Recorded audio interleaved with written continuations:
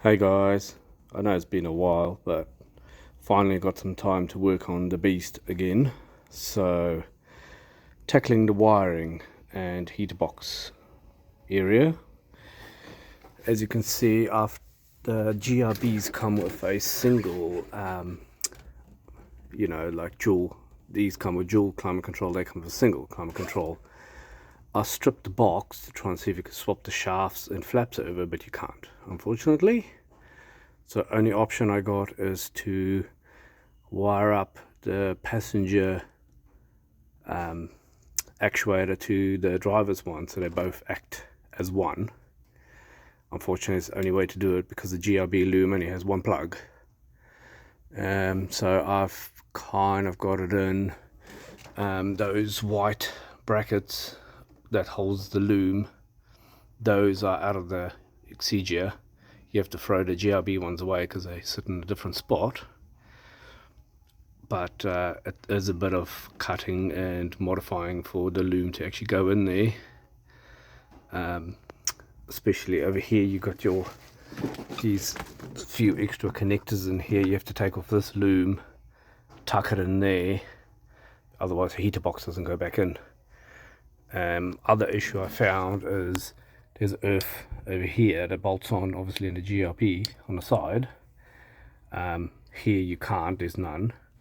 So I extended it so I can just run it on the side and hook it up to the dash actual bracket.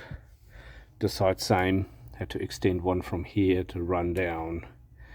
I'm at the moment trying to see if I put the heater box in, if this is in the way, that it goes to the rear. Otherwise I have to cut all these, extend them, because they look like they're a bit too short. So, and hopefully this fits as well on the bottom of the heater box fan blower when I put it in. Had to make a custom bracket to hold the DCCD module on, as these normally bolt onto the firewall. I think it's a bracket over here somewhere on the GRB. This one here is for the auto like control unit on the Exiga. So I kind of just made this bracket work and then kind of just bolted onto here, so it at least still have a nice place and looks kind of tidy. So there's that, and I'm hoping I can get this dash in today, because once I get the dash in I can continue running the loom through the side over the guard into the engine bay. I've already done this side, it goes to the fuse box. Still skeptical to see if it's long enough to get there because everything is slightly shorter.